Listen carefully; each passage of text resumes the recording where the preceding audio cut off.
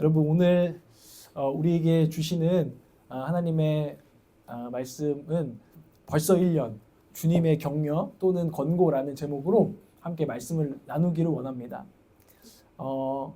벌써 1년이라는 노래가 있어요. 또 부르진 않겠습니다. 굉장히 명곡이고 떠오르는 노래인데 왠지 지난주에도 가요 제목을 써서 왠지 또 한번 써야 될 것 같은 그런 느낌으로 벌써 1년을 좀 이렇게 넣어봤어요. 우리 올락처치가 오늘 여기서 예배한 지 벌써 1년입니다. 벌써 1년입니다. 그래서 처음에는 제가 사진을 좀 준비했는데 보일라나 모르겠네요. 이게 지금 조명이 밝아서 좀 보이시나요? 네, 조금 보이죠? 거의 안 보이는데 저희 집에서 저렇게 1월 6일 토요일 날 주현절이라는 절기가 있어요. 그 절기에 오늘처럼 이렇게 케이크를 이렇게 하나 놓고 우리 교회를 시작해 보자 하고 이제 우리 두세 사람이 모인 곳에 하나님이 계신다 이런 마음을 가지고 우리 올락처치라는 이름을 짓고 마치 애기 이름을 짓고 태명을 짓고 지은 것처럼 저렇게 축하 예배를 먼저 드리고 2월 첫째 주에는 한 달 동안은 이제 여러 교회를 돌았어요. 여기는 이제 대전에 있는 한 교회, 저기는 앞에 막 조명하고 막 안개 쏘고 화려한 교회도 한번 가보고, 여기는 조정민 목사님이 하는 베이직 교회, 여기는 아주 막 세련돼요. 막 바이올린 하고 아무도 숨소리도 내면 안 될 것 같은 그런 굉장히 견고한 예배도 가보고, 분위기가 다른 예배. 여기는 서울숲에 힙하다는 라이트하우스, 여기는 굉장히 어쿠스틱한 이런 예배. 그래서 저희 집에 오면 저 그림 있잖아요. 저게 그때 받아온 그림이에요. 저기 이제 교회 탐방할 때 그 탐방 시즌에 우리가 받아왔던 그림, 저 그림이 이제 1년이 된 거죠. 그리고 여기서 저희가 이제 저렇게 간판 놓고 입간판 하나 이렇게 설치하고 1시라고, 지금은 1시 반인데 그때는 1시였어요. 그래서 1시에 저렇게 첫 예배를 6월 첫째 주에 저희가 시작을 했어요. 벌써 1년이에요. 이렇게 빨리 지나간 것 같은 느낌입니다. 하나님께서 인도해 주신 줄 믿습니다. 하나님께서 함께 해 주신 줄을 믿습니다. 저희가 뭐 대단했거나 뛰어난 건 없고 그냥 하나님과 함께 동행했고 하나님과 1년을 이렇게 걸어온 것 같아요. 제가 지난주 금요기도회를 마치고서 이제 집으로 돌아오는 차 안에서 아내가 이제 제게 말했어요. 하나님 나를 배려해 주신 것 같다고 말하더라고요. 이따가 뭐 자매들끼리 나눌 때 좀 더 들어보시면 좋겠는데, 하나님께서 1년 동안 날 참 많이 배려해 주신 것 같다. 왜냐하면은 저희가 돌아보니까 우리 금요기도회도 그렇고 우리 주일 예배도 그렇고 여러 가지 변수가 있었거든요. 종민이가 갑자기 이제 예배도 격주로 드려야 되는 상황들도 왔고, 그랬는데 참 타이밍마다 하나님께서 그때그때 사람들을 보내주셔가지고 또 신영이도 오고 중간중간 오면서 단 한 번도 저희 두 사람만 예배를 드린 적은 없어요. 그리고 금요기도회도 마찬가지. 심지어 두 사람 있을 땐 찬이가 갑자기 등장하는 뭐 이런 기적 같은 일들도 있었어요. 그러면서 하나님께서 행여나 우리가 개척하고 정말 낙심하고 낙담할까봐 하나님께서 그렇게 배려해 주신 것 같다라는 이야기를 이렇게 나눴어요. 그리고 참 하나님께서 1년 동안 우리를 어떻게 보살펴 주셨는지 생각하면 생각할수록 크고 놀랍다라는 마음들을 저희가 나누었습니다. 그리고 동시에 저희가 개척 중반부터 또 지금까지 1년 돌아보면서 한 가지 분명하게 배운 것이 있어요. 교회는 정말 하나님이 주인이라는 것입니다. 교회는 하나님이 세우신다는 것입니다. 아내랑 얘기했어요. 제 설교 때문에 교회가 잘 세워지는가, 제가 얼마나 잘하는지에 따라서, 우리 찬양팀이 얼마나 잘하는지에 따라서 물론 더 많은 사람이 몰릴 수는 있겠죠. 사람들은 그걸 보고 교회로 오니까. 그런데 저희가 느끼는 건, 저희는 제 설교도 때로는 아내가 혹평을 많이 하면서 별로, 저도 근데 들어보면서 내 설교가 참 그렇게 큰 어떤 메리트가 없다라는 생각도 했었고 여러 가지 생각들을 했는데, 하나님께서 그럼에도 불구하고 이렇게 교회가 또 사람들이 모여서 교회를 이루어가게 하신 거. 우리 찬양팀 지금도 우리 고전하고 있지 않습니까? 너무너무 감사하지만 어떤 사람 막 굉장히 수준 높은 사람들이나 이런 막 따지는 사람들 보면 뭘 할지도 몰라요. 그런데 그것과 상관없이 하나님께서 교회를 정말 우리의 능력과 우리의 어떠함과 상관없이 하나님께서 교회를 귀하게 여기시고 세워가시는구나를 느끼게 됐다는 거예요. 그러면서 사실은 어떤 맥락에서 이걸 느끼게 되냐면, 우리가 처음에는 참 그래도 누가 좀 도와주겠지라는 마음이 은연중에 있었던 것 같아요. 그리고 사람에게 기대하는 마음도 있는 거예요. 누가 오면 이 사람이 귀인 아닌가? 우리의 교회에 뭔가 어떤 영적인 새로운 바람을 일으켜 줄 수도 있고 분위기 메이커를 해줄 수도 있고 아니면 여러분 가운데 갑부가 갑자기 나타나서 제가 건물 하나 지어드리겠습니다 할 수도 있고 여러 가지 사람을 통해서 역사하시니까 제가 초반에도 사람들이 많은 옆에 계신 분들이 야 사람을 통해서 역사하니까 좀 이렇게 사람들에게 잘하고 이렇게 이렇게 기도하면서 사람을 구해야 돼 이런 얘기를 참 많이 들었거든요. 근데 그게 맞는 말이지만 제가 배운 것은 하나는 그 사람이 너무 크게 보이고 우리가 의지할 사람이 너무 크게 보여서 하나님이 뒤에 가려지면 하나님께서는 역사하지 않으신다는 거고 그 사람에게 우리는 실망했다는 겁니다. 우리 부부가 느끼는 거예요. 아, 그 사람한테 너무 큰 기대를 했구나. 너무 큰 걸 바랬구나. 아, 그때 하나님이 알려주시는 거예요. 너는 하나님을 기대해야 돼. 그래서 하나님께서는 오히려 우리에게 진짜 영어로 expect라고 하잖아요. 기대, 예상이라고 하는데 예상하다, 기대하다. 예상치 못했던 사람들, 기대치 않았던 사람들로 하나님께서 채우시고 일하시는 것을 보게 하셨어요. 저 사람은 왠지 우리 교회 올 것 같아. 우리를 도와줄 것 같아. 막 나한테 막 한번 또 온대. 안 왔어요. 근데 갑자기 누가 예상치 못했던 사람들이 하나님, 왜냐면 예상치 못했던 사람들은 그 사람은 우리가 초점을 두지 않고 있었기 때문에 그 사람을 보듯이 하나님이 뒤에 보이는 거예요. 아멘이십니까? 그거 우리가 배웠어요. 이 1년 동안. 참 귀중한 교훈입니다. 그러면서 제 안에 확신이 드는 거. 계속해서 제가 되뇌었던 거. 자꾸 하나님께서 제게 되뇌게 하신 것. 너를 돌보고 지키고 이 교회를 이루어가는 하나님 아버지를 전적으로 신뢰하라. 사람에게 기대하지 말고 사람은 기대 없이 사랑하라. 제게 가르쳐 주신 이 1년 동안 제가 배운 아버지의 음성입니다. 여러분, 우리 교회는 그렇게 지금 세워지고 유지되고 있는 중입니다. 도대체 이 교회가 어떻게 유지되냐? 제게 매일매일 물어요, 사람들이. 도대체 사례비는 어디서 나오는지. 어떤 분들은 이렇게 외부에서 저한테 물어봐요. 도대체 몇 명인지, 건물이 있는지, 건물이 없는데 교회가 되는지 물어봐요. 그런데 여러분 믿으시기 바랍니다. 교회를 이루시고 세우시고 유지하시고 그 모든 흥망성쇠마저도 하나님의 손 안에 있음을 우리가 믿고 이 2주년을 출발하기 원합니다. 주님께서 함께 하실 것이고 동행하실 것입니다. 여러분의 인생에도 이것은 마찬가지로 적용되는 원리입니다. 그런데 1년 동안 방금 제가 들었던 하나님께서 가르쳐 주신 그 한 문장, 사람 기대 없이 하나님을 전적으로 의지하라는 그냥 이 막 형식적인 그런 신앙 고백이 아니라 제 삶으로 지금 새겨진 이 아버지의 음성, 이것이 돌아보니까 너무너무 중요했던 거예요. 이 1년을 제가 지탱하고 1년을 쭉 기쁨으로 오는데 그 음성이 너무너무 중요했어요. 제가 때로는 실족했거든요. 뭔가 실족이 별거 아니에요. 낙담이 별거 아니에요. 그냥 제 상상 안에서 이루어질 때 갑자기 실족이 일어날 때가 있는 거예요. 예를 들어 갑자기 제 안에 일어나지 않은 일인데 여러분 중에 나는 나름대로 이렇게 최선을 다했는데 막 어떤 분이 막 옛날에 막 뒤에서 칼 맞았대, 교인들한테. 막 그 말이 이제 진짜 칼 맞았다는 얘기가 아니라 교인들이 뭔가 막 섭섭해지고 막 이게 왜 그렇게 된지 모르겠는데 관계가 빠그러져서 난 나름대로 열심히 한다고 했는데 뭔가 막 배신을 당해서 상처를 입었다 이런 얘기예요. 근데 나는 그 일이 일어나지도 않았는데 상상만 해도 벌써 두려워지고 뭔가 막 마음이 막 위축되고 막 때로는 막 일어난 일도 아닌데 혼자 막 분노가 일어나는 이런 마음이 막 들면서 아무것도 하기 싫어지는 이런 마음 상태가 되더라는 거예요. 근데 그럴 때마다 하나님 아버지의 음성을 제게 들려주셨던 그 아버지의 음성을 붙드는 거죠. 아니 너는 이미 사람 기대하지 않기로 했잖아. 하나님 아버지만 기대하기로 했잖아. 그리고 아버지만 정말 믿기로 했잖아. 전적으로 신뢰해라 아들아.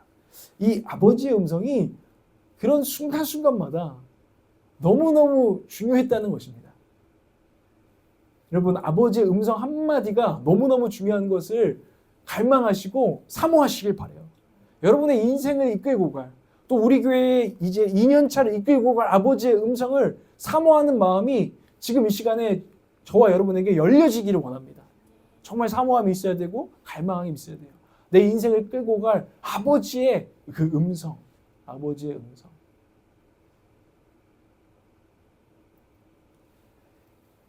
그러면서 저도 이 설 명절 바빴는데 바빠서 말씀을 준비하기가 쉽진 않았어요. 이렇게 친정에서 막 몰래 막 나가서 몰래는 아니지만 나가서 카페에서 하는데 잘 집중이 안 되기도 하고 또 돌아왔는데 야속하게 이상하게 몸살이 좀 나서 이 하나님 중요한 때 하나님의 음성이 너무나 필요한데 갈망하는데 더 준비하고 싶은데 조금 뭔가 제 상황과 여건이 좀 따라주지 않는 면이 있었어요. 그런데 제가 기도했어요. 그래도 하나님 아버지 성령님 말씀하여 주십시오. 아버지의 음성을 우리 지체들에게 또 우리 공동체에 필요한 아버지의 음성, 이 또 한 해를 이끌고 갈 아버지의 음성을 좀 임하게 하여 주시옵소서. 하나님 아버지께서 들어주실 줄 믿습니다. 그런 마음으로 오늘 말씀을 전하고 여러분도 사모함으로 들으셨으면 좋겠습니다. 본문을 묵상했어요. 제가 따로 본문을 정하지 않고 저희가 매일 묵상해 나가는 본문을 제가 묵상하면서 이 본문을 통해서 아버지는 우리에게 무엇을 말하고자 하실까? 근데 제가 오늘 이 본문을 묵상하면서 첫 번째로 하나님께 감동을 받은 것은 우리의 오늘 이 본문은 이 예수님의 말씀은 우리의 상태에 따라 우리의 태도에 따라 여러분이 지금 어떤 스탠스를 취하고 있는지에 따라 따뜻한 격려가 될 수도 있고요. 아니면은 아주 정신이 번쩍 나는 따끔한 권고, 경고, 책망이 될 수도 있습니다. 여러분에게 어떻게 오늘 이 말씀이 들릴지 저는 모르겠지만 성령님께서 여러분의 상황에 맞춰서 필요한 격려도 권고도 해주시기를 주님으로 축복합니다. 마가복음 4장 오늘 이 말씀을 읽었는데요. 4장 21절, 23절까지의 말씀입니다. 21절에서 23절까지의 말씀을 함께 먼저 읽겠습니다. 함께 읽겠습니다. 시작. 예수께서 그들에게 말씀하셨다. 사람이 등불을 가져다가 말 아래에나 침상 아래에 두겠느냐? 등경 위에다가 두지 않겠느냐? 숨겨둔 것은 드러나고 감추어둔 것은 나타나기 마련이다. 들을 귀가 있는 사람은 들으라. 아멘. 이 말씀이 무슨 말씀입니까? 등불을 가져다가 빛이 비치지 않도록 침대 아래에 두면 어쩌냐 이런 말이에요. 등불이 있으면 등불은 이 온 방을 깜깜한 방을 밝히기 위한 게 등불의 용도죠. 그런데 어떤 사람이 그 등불을 빛을 말씀을 주님의 뜻을 침대 아래에 두는 사람들이 있다는 거예요. 근데 그건 옳지 않다는 거죠. 그 등불은 등경 위에 두어서 온 방이 밝아져야 되고 우리의 인생이 주님의 빛으로 밝아져야 한다는 것입니다. 그런데 누군가는 등경 위에 두어서 하나님의 말씀을 사모함으로 들어서 오늘 말씀을 듣는 거예요. 정말 잘 듣고 있는가? 경청하고 있는가예요. 잘 모르던 하나님에 대해서 계속해서 들음으로 말미암아 또 하나님의 말씀 앞에 나를 비춰봄으로 말미암아 날이 하루하루 신앙생활 해갈수록 하나님을 정말 더 알게 되고 계시가 임하고 하나님의 자녀로서 더 성숙해져 가는 그런 사람이 있다는 거예요. 우리에게 등불이 될 수 있는 거 오늘 예배도 여러분의 등불이 될 수 있습니다. 여러분이 하루하루 묵상하는 말씀, 그렇죠? 이 새해에 결단해야 될 말씀 읽는 태도, 그것도 등불이에요. 여러분이 기도하는 거, 기도도 하나님의 뜻을 하나님을 더 알기 위해서 기도한다고 했어요. 그런데 그것이 여러분 등경 위에 두어서 진실하고 개방적인 겸손한 마음으로 하나님을 알고자 하는 마음으로 우리가 등경 위에 두는 사람에게는 빛이 임할 것입니다. 하나님의 음성이 들려질 것입니다. 날이 갈수록 하나님을 더 알게 될 것입니다. 그런데 반대로 등불이 없지 않아요. 여러분 삶 가운데 예배, 기도, 말씀 없어요? 다 나름대로 있어요. 그런데 그 등불이 있지만 사실 우리의 영적인 상태가 굉장히 거짓되고 폐쇄적이고 하나님께 열려있지 않다면 우리는 침대 아래 등불을 놓는 놈이랑 똑같다는 거예요. 여러분의 영혼의 상태는 어떠냐는 거예요. 이 상태에 따라서 오늘 격려가 되냐 권고가 되냐 달라진다 이 말입니다. 여러분 혹시 단지 나도 예배하고 기도하고 헌금도 하고 해 거기에 그냥 만족하고 사실은 솔직하게 정직하게 등불을 침상 아래 침대 아래 처박아둔 그런 상태는 아닌지 돌아보라는 거예요. 여러분 오늘 예배 나올 때 어떤 깨어있는 마음을 가지고 나왔습니까? 아니면 잠들어 있는 마음을 가지고 나왔습니까? 오늘 예배 똑같이 등불이 있어요. 예배의 등불이. 그런데 여러분 안에 여러분의 영혼에 등불이 등경 위에 있는지 침상 아래에 있는지 한번 하나님 앞에 정직하게 돌아보라는 이야기입니다. 여러분, 매일 우리가 말씀 묵상 올려드립니다. 여러분, 어떤 태도로 그 말씀 앞에 나아가냐는 거예요. 하루하루 나아가십니까? 사모함으로? 아니면 막 밀린 거 채워야지 하는 마음으로 등불은 있으나 침상 아래에 둔 그런 영혼의 상태처럼 하나님의 말씀을 하나님 앞으로 나아가고 있냐 이겁니다. 당신은 진실하고 개방적입니까? 아니면 거짓되고 폐쇄적입니까? 하나님께 닫혀있는 상태입니까? 우리 창립 1주년에 무조건 좋은 말씀을 해야 되는데 오늘 이 말씀 본문의 메시지는 이런 말씀을 하고 있어요. 그 다음 말씀 한 번 더 좀 살펴볼까요? 마가복음 4장 24절 25절 말씀을 읽겠습니다. 시작. 예수께서 그들에게 말씀하셨다. 너희는 새겨들어라. 너희가 되질하여 주는 만큼 너희에게 되질하여 주실 것이요 덤으로 더 주실 것이다. 가진 사람은 더 받을 것이요 가지지 못한 사람은 그 가진 것마저 빼앗길 것이다. 아멘. 이 말씀은 무슨 말씀입니까? 먼저는 새겨 들으라는 것입니다. 잘 새겨 들으라. 뭘 들으라는 거죠? 주님께 경청하라는 이야기를 계속 하고 있습니다. 진실하고 개방적인 상태로 귀를 열어서. 솔로몬이 영적으로 깨어 있을 때 이런 고백을 했어요. 열왕기상 3장 9절의 말씀인데요. 여러분 잘 안 보이실까 봐 제가 읽어 드릴게요. 누가 주의 이 많은 백성을 재판할 수 있사오리이까? 듣는 마음을 종에게 주사 주의 백성을 재판하여 선악을 분별하게 하옵소서. 솔로몬이 구한 것이 뭐냐면 듣는 마음이에요. 그는 지혜를 이렇게 표현했어요. 막 사람들보다 엄청난 창의력 이런 게 지혜가 아니라 하나님께 깨어서 하나님의 음성을 듣는 마음, 깨어있는 마음이 지혜다라고 생각하고 주님 제게 듣는 마음을 달라고 요청했어요. 오늘 24절에도 너희가 되질하여 주는 만큼 너희에게 되질하여 주실 것이요. 이 말은 듣는 것으로 따지면 뭐냐면 개역개정이 좀 더 와닿는데 헤아리는 만큼 너희가 헤아려질 것이다.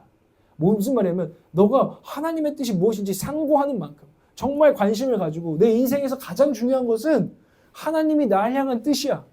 그걸 알기 위해서 말씀 앞에서 이게 무슨 뜻이지?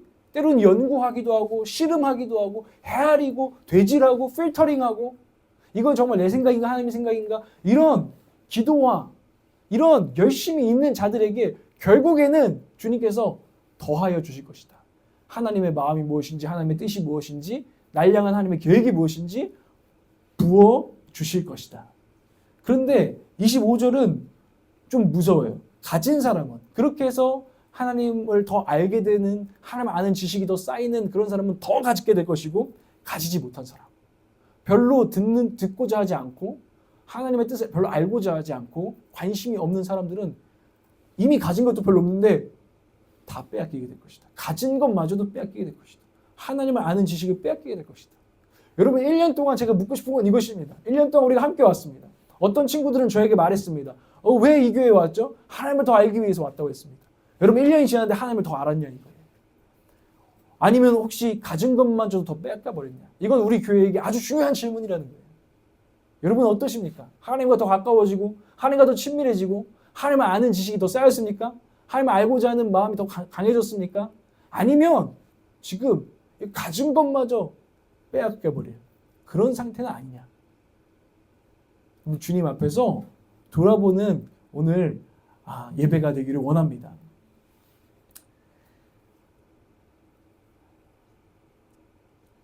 우리가 1년 통독을 했죠.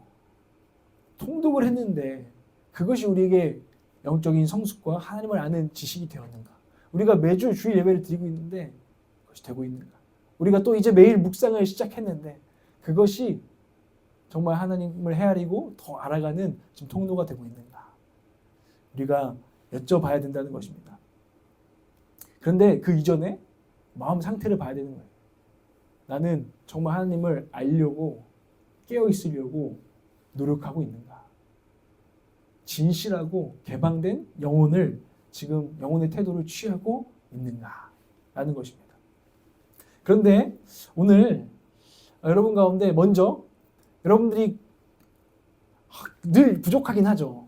그러나 여러분 마음에 그래도 주님을 알고 싶어요. 주님을 놓치고 싶지 않아요. 라는 마음으로 전 여러분 가운데 또 그렇게 하나님 앞에 나아가신 분들이 있는 줄 믿습니다. 믿어요. 그런 자들에게는 오늘 주님은 격려하실 것입니다. 잘하고 있다.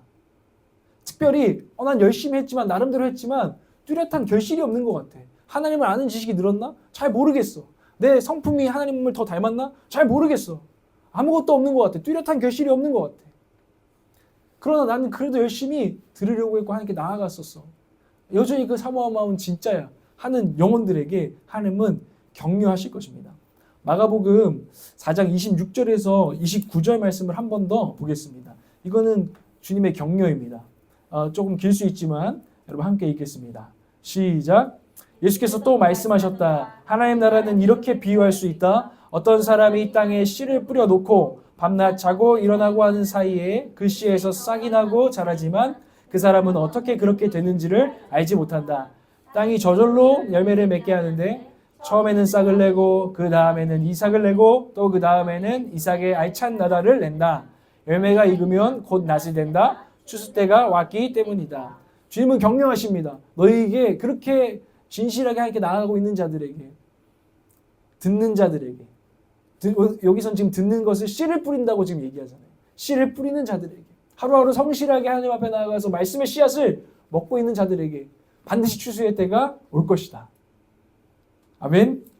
여러분에게 이게 주님의 격려가 되시기를 원합니다.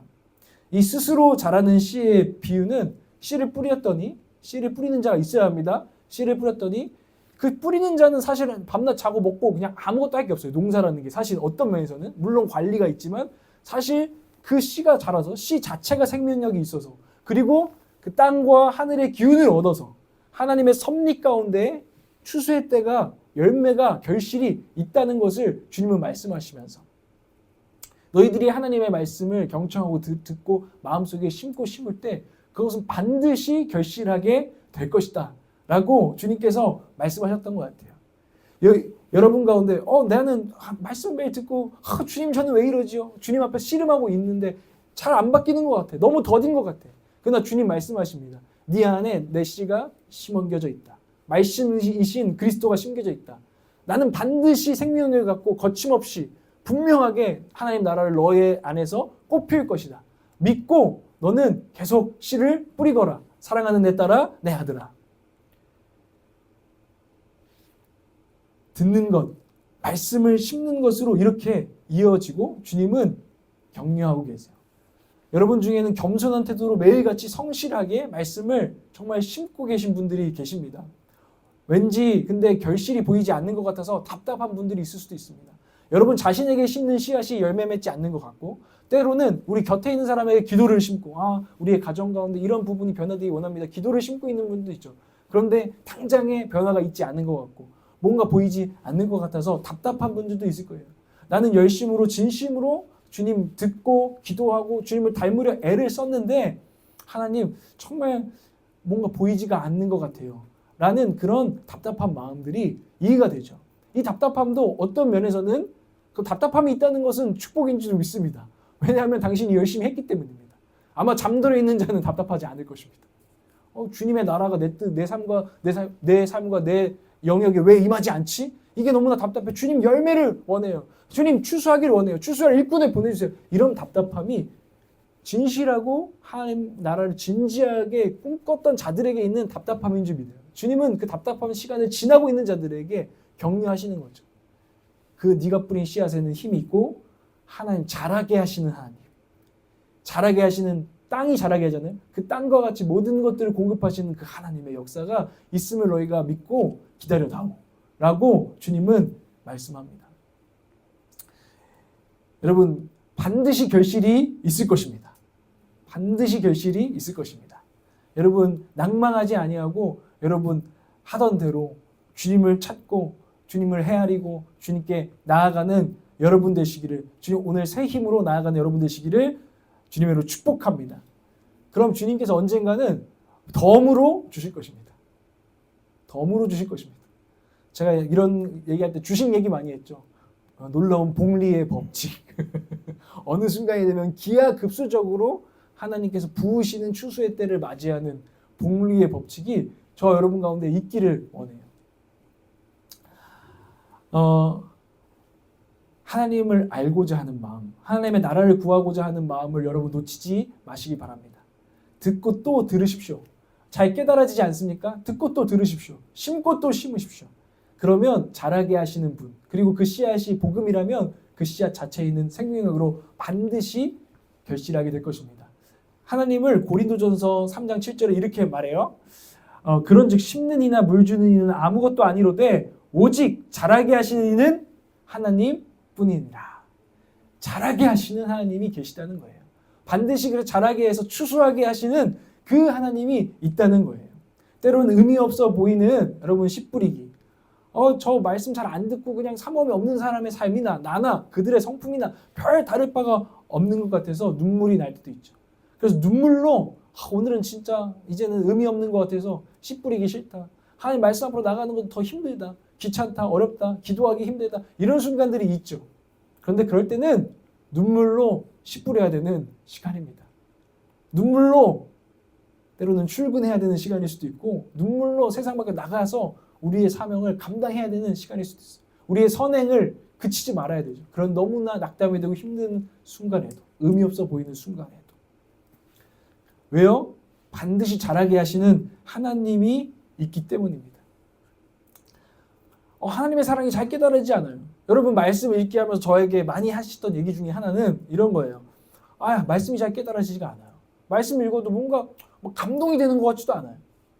근데 그럼에도 불구하고 여러분 나아가시기 바랍니다. 말씀 앞으로 나아가세요. 오늘 하루 감동이 없어도 괜찮아요. 나아가시기 바랍니다. 나아가시기를 결단하시길 바라요. 그게 신앙생활이에요. 믿음으로 씨를 뿌리는 거. 때로는 보이지 않아도 씨 뿌리는 것. 이것이 오늘 주님께서 우리에게 주시는 소망이에요. 내 삶에 하나님의 나라와 어떤 하나님의 나라의 풍성함이 사라진 것 같아요.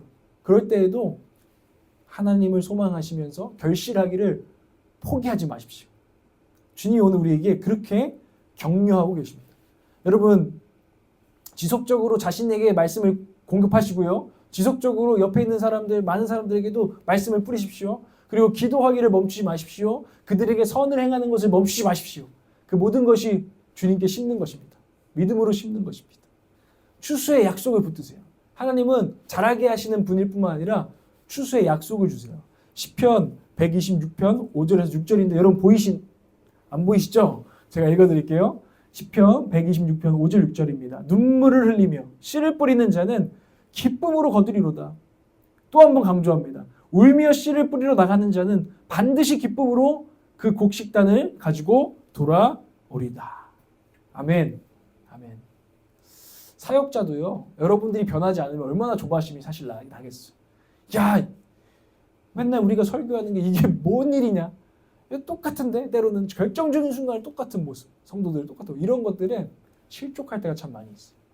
그런데도 이 믿음 가지고 우리는 말씀을 뿌려야 된다는 사명이 있습니다. 제가 그래서 어떤 노년에 이른 목사님, 삼일교회 송태근 목사님이라는 분이 계세요. 그분이 설교 중에 자기가 너무너무 기쁜 결실을 얘기하는 거예요. 자기한테 편지 한 통이 온 거예요. 어떤 한 자매, 청년 자매.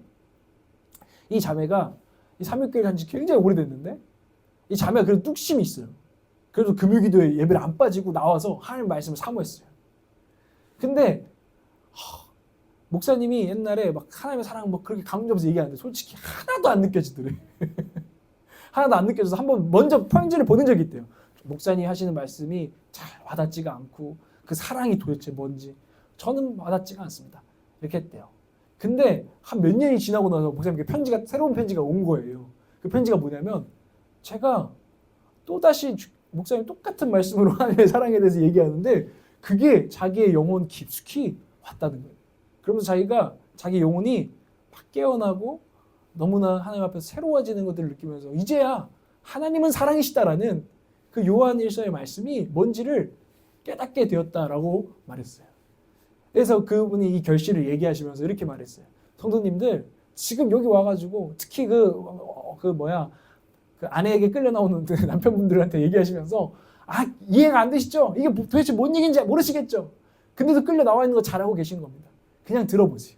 그냥 꾸준히 들어보세요. 근데 반드시 이 말씀이 형제님들의 우리 남편분들의 마음속에서 이 자매처럼 깨달아지고 풍성해지고 우리를 변화시키는 때가 올 것입니다. 이렇게 말했어요.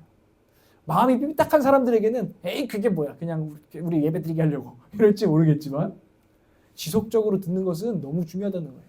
오늘 24절에 헤아리고 돼지라고 이게 뿌리고 또 뿌리란 지속적으로 하나님의 말씀을 심고 들으란 얘기입니다. 그럼 반드시 이 자매와 같은 순간들이 있기 때문입니다. 여러분 이것을 믿으시기 바랍니다. 저도 아까 말씀드렸듯이 현타가 올 때가 있다고요. 신앙인으로서 자기 자신에게 야 나는 왜 이렇게 잘 안 변하는 것 같지 이런 순간에 그리고 와 우리 성도들 이렇게 열심히 가르쳤는데 내 뒤통수 치는구나 아무것도 달라지지 않는구나. 제가 특히 청소년 생각하면서 참 많이 겪었어요.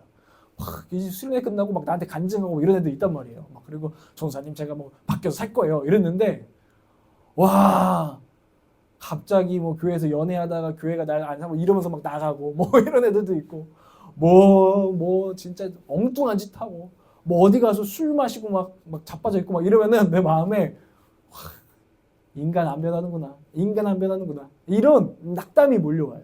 와 그렇게 뿌렸는데 이 땅이 메마른 땅이구나 황폐한 땅이구나 이러면서 실족이 몰려와요. 그런데 하나님 안에서 인내하고 또 하나님 안에서 기다리고 하나님 안에서 또한 영적인 눈을 깨워서 기다리면요 그 낙담 때문에 닫혔던 눈이 열리기 시작해서 작은 싹이 보여요. 작은 이삭이 보여요. 소망이 보여요. 아직 열매까지는 아니야. 엄청난 뭐 간질거리 정도는 아니야. 그런데 조그만 이삭들이 보여요. 여러분 주님의 격려를 받아서 믿음의 눈을 여시고 여러분 혹시나 내가 정말 진심과 열심으로 하나님께 나아갔는데 이게 뭐야 맨 땅이잖아 했던 실족한 마음들이 있었다면 여러분 다시 소망을 품으시기를 바랍니다. 그리고 눈을 떠보시면 열리시면 그 와중에 그 씨가 어느 순간 작지만 싹이 되고 이삭이 되어 있고 어느 순간 보니까 오늘 성태근 목사님처럼 열매가 되었네 하는 순간들이 저와 여러분에게 있는 줄 믿습니다. 농사 질 때 그래서 잘 봐야 된다. 하고 잘 자라고 있나? 농부가 하는 일이 그거래요. 뿌리고 잘 자라고 있나? 잘 자라고 있나? 잡초는 없나? 이게 우리의 믿음도 똑같다는 것입니다. 그러면서 저도 좀 돌아보는데 우리 올락처치도 때로는 제가 막 혼자 막 낙담에 가리잖아요. 이거 의미 없는 것 같아요. 막 이랬다가 보면 이 우리가 저 케이크 촛불 켜고 예배하다가 지금 이렇게 예배하는 것 얼마나 큰 싹입니까? 라는 생각을 하게 되고요. 제가 청소년부를 했다고 했잖아요. 제가 나오기 전에 그 찬양팀에 큰 문제가 있었어요. 애들이 막 하다가 어떤 드러머는 드럼스틱 집어 던지고 나가고 막 이래가지고 제가 들어가 보니까 이 찬양팀이 엄청나게 실망스러운 거예요. 그 선생님하고 애들이 막 싸우고 엄청나게 실망스러웠어요. 그래서 이 찬양팀 다 리셋! 다시 시작한다 하고 엄청 어려운 이제 뭐 훈련부터 시작해서 이들을 예배자로 어떻게 세울 것인가 하다가 제가 이제 개척을 하면서 사실 별로 변한 것 없이 엄청 특출난 것 없이 이렇게 나왔어요. 그런데 제가 나와서 1년이 지났는데 그 이제 저랑 같이 그 리셋을 했던 부부가 이 찬양팀을 정말 성시성의껏 저는 아볼로처럼 씨를 심었고 예배자가 되어야 돼. 진짜 예배자가 되어야 돼. 가르치고 심었고 그때 그분들이 전도사님 저는 그때 전도사님 그 말씀에 내가 이 아이들 정말 예배자로 세워야겠다는 사명이 제게 심어졌습니다. 그래서 그 아이들을 정말 사랑으로 물 주고 막 애들 뭐 어디 위로도 데리고 가고 어디 뭐 찬양팀도 보여주고 막 하면서 또 물을 막 주기 시작했어요. 그 놀랍게도 지금 그 아이들이 그 청소년부 애들이 지금 찬양팀이 50명이 넘어간대요. 그러니까 애들이 뭔가 막 달라지기 시작한 거예요. 참 그 열매를 제가 들으면서 나 때 막 열매를 못 봤어 이게 화가 나는 게 아니라 우리가 그렇게 심었던 거 예배자를 심자 이 아이들 마음에 예배자가 되는 걸 심자 했을 때 나타나는 열매들을 보면서 참 감동이 되더라고요. 저희 부부도 4년차 되면서 여전히 부족한 게 많지만 제가 느껴요. 우리 부부가 달라지고 있어. 아내와 내 관계가 더 깊어지고 있어. 여보 그런 표정 짓지 마요. 왜 모르겠다는 표정을 이렇게 알겠다는 표정을 같이 해야지. 요즘 그런 생각 많이 이해하고 달라지는 게 있어요. 사실 막 1년 차 때는 우리 이 다름을 어떻게 내가 극복하지? 우리 아내가 변할까? 아마 여기 저 남자가 변할까? 막 똑같아. 막 이런 순간들이 있었죠. 그러나 우리가 서로 믿고 하나님 안에서 하나님을 믿고 우리가 갈 때 우리 부부관계와 우리 모습들이 변화되는 것을 봐요. 물론 뭐 오다 가다 보면 똑같은 거 아니야 또 이럴 때가 있지만 분명하게 믿음의 눈을 보면 달라졌어요. 믿으시기 바랍니다. 여러분 인생의 문제도 마찬가지. 절대 변할 것 같지 않고 하나님 나라가 임하지 않을 그 영역 가운데 여러분 포기하지 않고 하나님의 역사를 잘하게 하시는 하나님을 믿으시며 나아가는 저 여러분 되시기 바랍니다. 이게 우리에게 주시는 하나님의 격려예요. 우리가 세 가지를 붙들어야 돼요. 한번 읽어볼까요? 시작.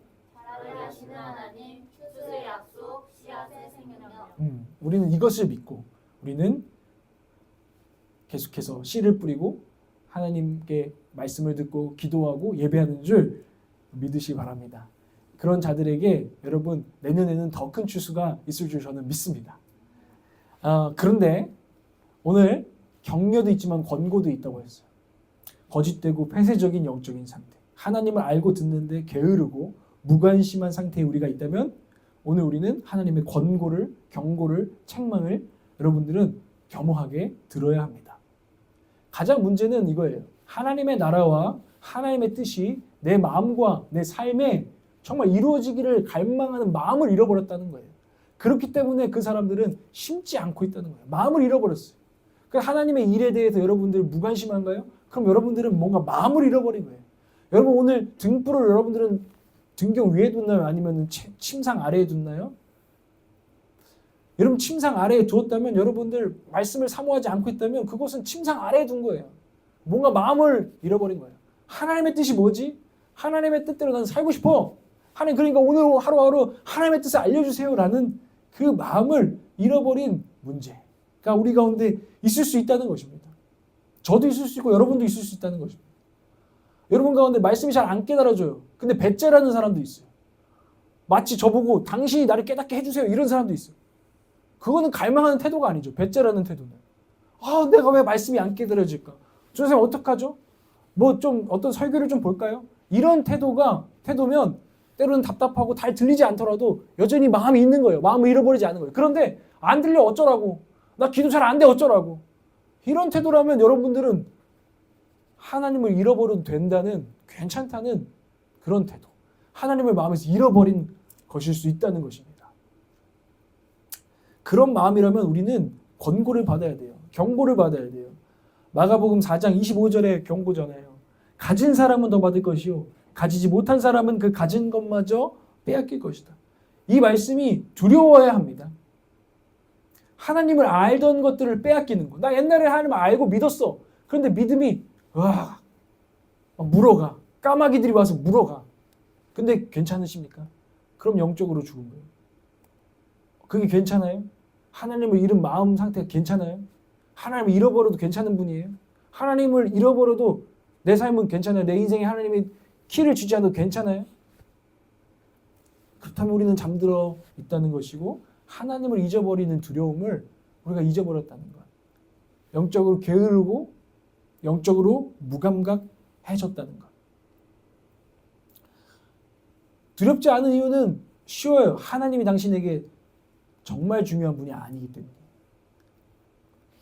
하나님이 나에게 정말 중요한 분인가? 그렇다면 하나님을 인생에 다 잃어도 하나님을 잃지 않아야 한다는 분명한 갈망이 있어야 합니다.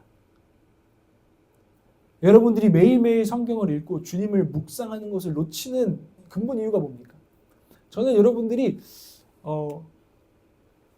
격려도 하지만 여러분들에게 한 가지 말씀드리면 말씀 묵상은 매일 하는 것이에요.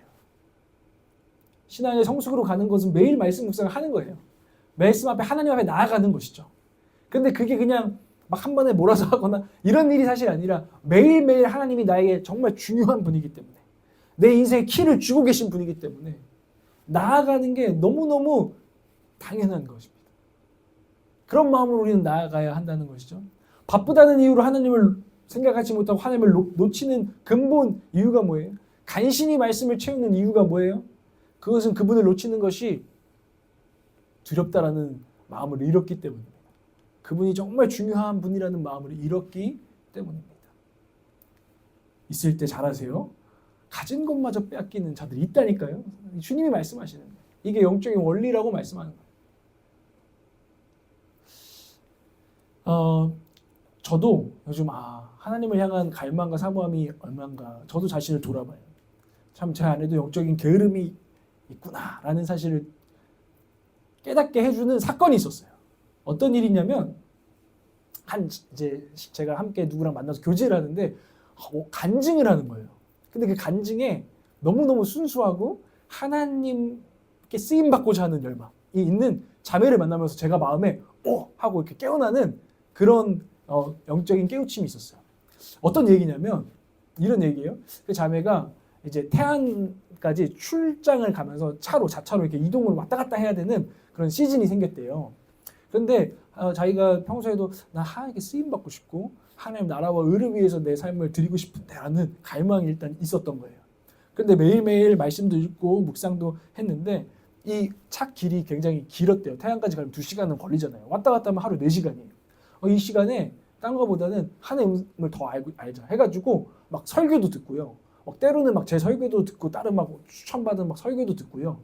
그 설교만으로도 안 되니까 좀 고요하게 운전하면서 하나님께 기도를 하는 거예요. 하나님 음성 듣기를 해보자. 이분이 DTS라고 하나님 음성 듣기 훈련했었거든요. 더 순수한 마음으로 하나님께서 나에게 더 직접적인 음성을 주셨으면 좋겠어라는 갈망으로 그 오고 가는 차 안에서 기도하기 시작한 거예요. 하나님 음성을 더 알고 싶어요. 이 시즌에 하나님의 계획을 더 알고 싶어요. 저를 향하신 하나님의 마음을 더 알고 싶고 제가 하나님께 정말 쓰임받고 싶어요. 라는 마음으로 기도하기 시작해요. 근데 그 어느 날 차에서 너무 분명하게 하나님의 음성이 들리더래요. 하나님께서 성령의 감동 가운데 음성으로 딱 주시면서 그 음성이 정확하게 뭔지 우리에게 말하지 않았어요. 왜냐하면 나중에 모든 일이 끝나면 말해준대요. 개봉박도 해준대요. 근데 어쨌든 하나님의 엄청난 감동, 내가 너를 이렇게 사용하고 싶단다 라는 마음을 하나님께서 이렇게 주시면서 갑자기 막 그런 하나님의 엄청난 사랑이 느껴져서 막 차에서 울었대요. 울면서 오는 길에 하고 하나님께 그럼 제가 돌아가면 주차장에서 하나님 다시 한번 이 감동을 주신다면 하나님의 음성이 더 맞다는 거 확실하게 제가 새기겠습니다 했는데 이제 주차장 가니까 너무 바빠가지고 집에 들어가 샤워까지 했는데 샤워 와서 주님 제가 약속한 걸 까먹었거든요 하고 화장대에 앉아가지고 로션 바르고서 주님 다시 한번 말씀해 주세요. 감동해 주세요. 이렇게 했더니 하나님께서 마음에 되게 이런 마음을 주셨대요. 제비뽑기를 해라. 어떤 말이냐면 이렇게 제비를 만들어서 10개를 만들었어요. 하나는 1번, 나머지는 다 2번이에요. 그래서 9개는 2번이고 하나는 1번인 제비를 이렇게 만들어서 섞어놓고 너가 1번을 뽑는다면 하나님의 뜻이 맞고 하나님의 음성을 들은 게 확실하게 새겨라. 이런 막 갈망으로 기도를 한 거예요. 근데 처음 제비를 뽑았는데 하나님께서 보여주시더래요. 2번이다. 너 어떡할래? 근데 뭔가 이 일이 하나님께 전적인 현실을 포함하는 일인가 봐요. 하나님께서 순종하는지를 보는 게 느껴졌대요. 너 어떡할래? 이래가지고 하나님 내려놔 이러시더래요. 그래가지고 내려놨대요. 순종하는 마음. 두 번째를 뽑았는데 또 이건 2번이라고 하시는데 이번에는 너 내려놓을래? 처음에는 내려놔 하셨대요. 두 번째는 내려놓을래? 하나님께 이제 조금씩 이 사람을 성숙하게 하는 거죠. 네가 자발적으로 하나님을 순종하고 하나님 나라를 위해 헌신할 준비가 된지. 그랬더니 이 자매가 내려놓겠습니다. 그 다음 걸 뽑았는데 이건 1번이야. 펴봐. 이렇게 해가지고 자기가 막 온몸이 떨리더래요. 하고 폈는데 1번인 거예요. 그리고서 더 엄청난 감동과 함께 눈물이 흘렀다. 하나님 제가 무엇일까 하는데 저 같은 사람을 제 인생을 사용하여 주십니까? 그리고 나서 남편한테 가서 자초지종 설명하고 남편도 내가 받은 음성을 받을 때까지 기다릴 테니 말해주지 않았대요. 그래서 우리 부부에게 역사하시는 그날에 우리가 무슨 이야기인지 난 잘 몰라요. 모든 것들을 버리고 하나님께 헌신할 때가 된 것인 줄 알겠습니다. 하고 하나님과 이런 하나님의 뜻과 기억들과 마음을 이렇게 새긴 거죠. 제가 그 이야기를 드리는 이유는 제가 생각했거든요. 제가 지금 그런 마음으로 하나님을 구하고 하나님께 간절한지를 돌아보게 되었다는 거예요. 그렇게 또 하나님께 쓰임받고자 하는 갈망이 내 안에 강한지, 하나님의 나라와 의가 내 삶에 이루어지기를 원하는 마음이 강한지, 여러분에게도 같은 이런 깨우는 이야기가 되기를 주님으로 축복합니다. 여러분, 하나님께 듣고 하나님께 나아가는데 게으르고 무관심한 영혼을 깨우시길 바랍니다. 여러분들이 등불을 침대 아래에 처박아둔 그런 지금 상태라면 여러분 등불을 등경 위에 다시 한번 올리시기를 주님으로 축복합니다. 여러분 하루하루 성실하게 말씀의 등불을 밝히십시오. 새벽이든 저녁이든 그 시간을 놓치지 않으시기를 바랍니다. 하나님을 가장 귀한 분으로 여기신다면 이 한 해 여러분 그렇게 여러분을 도전합니다. 하루하루 주님의 말씀을 놓치지 마시기 바랍니다. 하나님을 알고 또 더 알게 되어서 정말 하나님의 성숙한 자녀가 되는 것을 소망하시기를 바랍니다. 정말 여러분 가운데 이런 사람이 없으시기 바랍니다. 신앙생활 오래 했는데 종말에는 결국 가진 것 다 뺏겨서 하나님 아는 것 같았는데 하나님 누구시더라? 하나님 누구셨더라? 하나님이랑 나랑 무슨 상관이더라? 이런 결실을 하지 않으시기를 주님으로 축복합니다. 이것이 주님의 경고요 권고라는 사실입니다. 여러분 오늘 주님의 격려와 권고 두 가지를 다 나누었습니다. 이런 말이 있더라고요. 이동진 평론가가 자기 인생관을 이렇게 얘기했는데 우리에게도 적용하는 수 있는 말인 것 같아요. 하루하루 성실하게 인생 전체는 되는 대로. 그리고 나서 이렇게 덧붙였어요. 저는 이 무게를 뒤쪽에다 두고 싶어요. 인생 전체는 되는 대로에 두고 싶어요. 그분이 무슨 말을 하는 거냐면 자기는 굉장히 성실한 사람이에요. 성실하게 공부하고 성실하게 교양 쌓고 지성을 쌓아서 지금까지 자기가 할 수 있는 영화 평론가로서 이 시대에 대해서 뭔가 얘기해서 사람들이 듣는 그런 지혜로운 사람, 지성을 갈고 닦은 거죠. 그것은 하루하루 성실하게 자기가 살았기 때문에 가능했던 것을 자기가 알고 자기 늘 성실하게 열심히 살면 된다라는 마음으로 살았대요. 근데 어느 순간 이분은 깨달았대요. 내가 성실하게 열심히 사는 것만으로는 안 되는 것이 인생이구나. 어쩌면 인생은 더 뭔가에 이끌려가는 것이 인생이구나 라는 것들을 깨달았대요. 우리의 삶도 마찬가지. 하루하루 말씀과 기도를 성실하게 심어야 합니다. 그러나 우리 인생은 하나님이 이끄시는 대로 될 줄 믿습니다. 하나님께서 잘하게 하시고 하나님께서 추수하시는 대로 되게 된다는 것입니다. 우리는 아까 말했죠. 잘하게 하시는 그 하나님께 더 큰 무게를 두고 살아가는 사람입니다. 그러나 우리는 결코 놓치지 않습니다. 하루하루 성실하게 나무를 심고 말씀을 심고 기도를 심는 것을. 마틴 루터가 얘기한 것처럼 내일 당장 지구의 종말이 와도 오늘 한 그루의 사과나무를 나는 심겠습니다 하는 우리 믿음의 선배의 이야기처럼 우리는 그렇게 하루하루 성실하게 심는 자들이 되시기를 주님으로 축복합니다. 누군가는 물어볼 수도 있죠. 아니 전사님 그냥 하나님께 맡겨드리면 되는 거 아니에요? 그게 믿음 아니에요? 하나님 다 알아서 하시겠죠. 아니 우리에게 맡기신 일이 있잖아요. 씨를 뿌리는 것, 심는 것, 듣는 것. 뿌리지 않고 어떻게 자라게 하시는 하나님을 경험할 수 있겠습니까? 여러분 깨어나시길 바랍니다.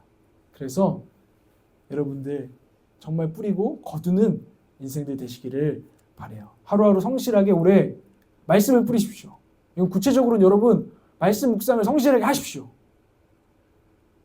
깨어서 말씀 묵상을 하십시오. 시간을 구분해서 하십시오. 그 시간을 정말 중요한 시간으로 여러분 결단하십시오. 그렇지 않고는 그냥 침대 아래 등불이 있긴 있는데 그냥 침대 아래에 둔 그 등불이 되고 말 것입니다. 여러분 그렇게 하시고요. 여러분 예수 그리스도를 매일매일 바라보시면서 여러분의 성품을 주님의 성품으로 고쳐 나가십시오. 매일매일 주님을 보십시오. 주님께 노출되십시오. 여러분 그러면 반드시 결실하게 될 것입니다. 그리고 여호와의 열심히 이 모든 것들을 이루실 줄 믿으시기를 바랍니다.